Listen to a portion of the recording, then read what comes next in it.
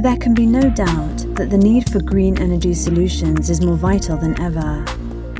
The environmental impact caused by climate change and spearheaded by human development is undoubtedly a growing danger to us all.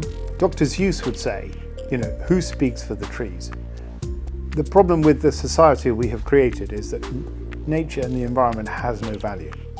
A tree is worth more cut down than it is growing. That's clearly crazy. It's been going on for far too long. And I think I like to feel that over the last 20 or 30 years, there is more awareness of the damage society is being done. But we are here. So we can all wish it to be different, but it is what it is. Why it's urgent is that if we don't do something pretty dramatic pretty quickly, it's going to be too late. The Arctic will melt. My children, my grandchildren will live in a world which is so different, significantly less wonderful. At the heart of this issue lies the complicated task of shifting the world to greener fuel solutions. But to do so could require a mighty disruption of existing infrastructure, which allows our modern towns and cities to thrive. It's not that difficult.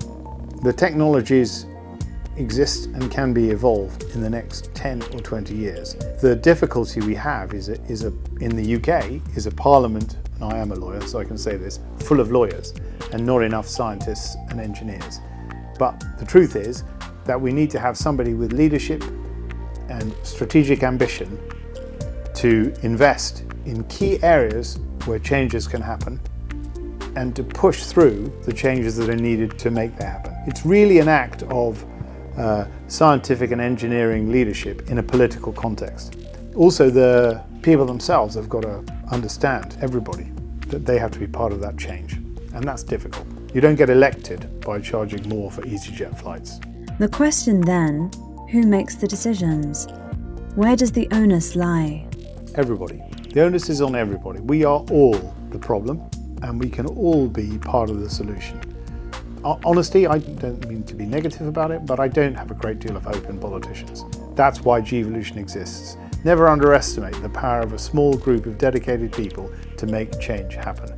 It's about trying to find those scientific solutions and make sure that they are enabled to flourish. Because there's a world out there. We have huge tides, and we could have massive tidal energy if we had a strategy around tidal energy. And that's true for lots and lots of great British inventions. UK Rail will play a crucial role in the plan to decarbonise.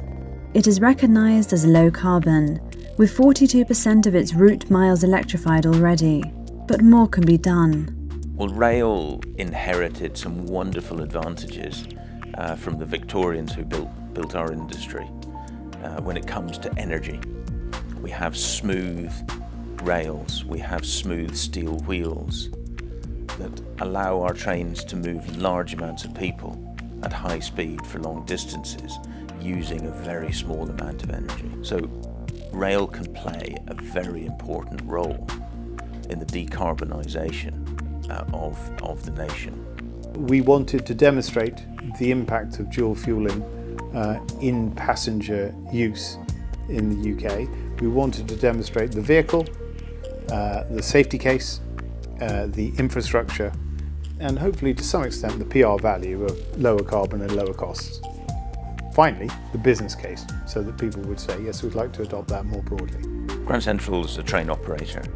We understand the logistics of day-to-day operations. We know what goes on in depots at night when the trains go away to be looked after. But we need partners who can bring to us the technologies that will allow us to evolve to a cleaner future. Grand Central is part of the Arriva group, and they were interested in what they could do to improve the environment. They are a very innovative company. They've been a pleasure to work with and really an inspiring business to watch. I think without collaboration, it just wouldn't be possible. The rail industry is very interdependent. There are, if you take this project as an example, there are a vast number of different stakeholders. So I think ensuring a collaborative approach is vital. And without it, we wouldn't succeed. For us, as a train operator, our fleet is powered by diesel, and so it's important to us to find ways of bringing new technology to bear so that we can reduce our carbon footprint, reduce the particulates and CO2 emissions that we produce. To be honest with you, we had been looking for a partner with this project since the feasibility was completed in 2016, 2017. So I visited a lot of people and been told by a lot of people it's not an interesting project for them. Grand Central asked for us to go and see them, and we spoke with Richard and Mary Hewitt, who is responsible for environmental matters. She was a very very smart lady who understood exactly what we were saying, as did Richard. Richard was president of the Mechanical Engineers Rail section. So these people understand exactly the context of the industry they're in, and they could see the opportunity. And I think they must have been nervous about it, but I never had the impression they didn't think it wasn't worth a go. We would never embark on a project if we didn't believe that we were going to succeed. And in this case, by succeed, I mean coming up with a product that we could deploy across our whole operation.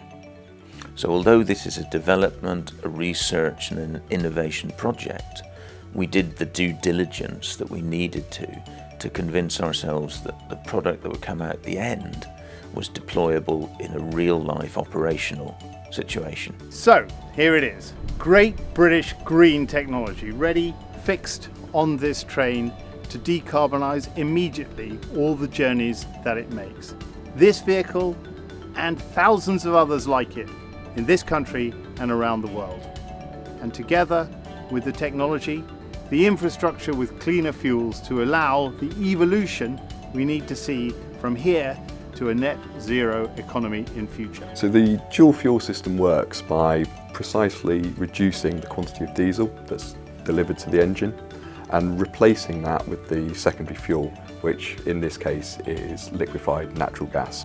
So the engine then combusts the two fuels. In fact, it actually uses the small amount of diesel left to ignite the liquefied natural gas. That then produces the same level of torque from the engine that you would have got if it was running on 100% diesel. Put simply, G-Volution is offering a stepping stone approach to introducing our new alternative lower carbon fuels and the infrastructure needed to support rollout. I am actually in Wolverton, Milton Keynes, in the Milton Keynes Museum, a very historical place where you can see the original Grand Central was based here. Precisely between London and Birmingham, this is 50 miles. So the old locomotives, people used to rest here and then they shoot off to Birmingham. So it is actually a gem. This is a small town that began the railway revolution in Britain. I believe that after Brexit, the way forward for the UK is letting private enterprise lead the way. G-Volution technology is such an example. Like if you go back 200 years ago, it was the East India Trade Company that led the way for international trade. What we are in a position is to introduce green technology, and with the support of the UK finance, we will actually help develop some of these growing industries. In Bangladesh in particular, there is 320 diesel locomotives. Just imagine how we will help that nation. If you look at the marine technology, and in particular, it is a growing powerhouse. We are targeting also our technology to be exported so that the industries, the garment industry, the manufacturing industry will benefit from our technology closer to zero carbon. Similarly, this can be replicated in Egypt, and we also expect to do the same thing in Turkey, Morocco, and in the Kingdom of Saudi Arabia, where they have approximately 162 diesel-powered engine waiting to be transformed with British technology. Success in the rail industry will mean our technology can then move on to generator and marine, and countries like Oman are running out of oil. Yemen will need a lot of help, starting off from scratch. Politically, economically, we are a solution. So I think the journey to project delivery has been immensely challenging for us, but obviously what goes with that is an immense sense of reward. There's been a number of challenges along the way. I think 3 significant areas stand out for the project. The first has been developing a calibration, an engine control calibration, that works with the unique functionality of the Cummins engine on the Class 180. The second challenge has been the fuel storage on the vehicle. As you can see, what we've done is replace the original fuel raft with a bespoke raft containing both diesel and LNG gas storage tanks. The reason for storing the LNG in liquefied form is that it provides us with a greater quantity of fuel for the same volume of space, therefore giving the optimum vehicle range. The third challenge that I think the project recognises is the approval process. So the rail industry has some incredibly stringent legislative requirements around vehicle approval, operational approval and safety.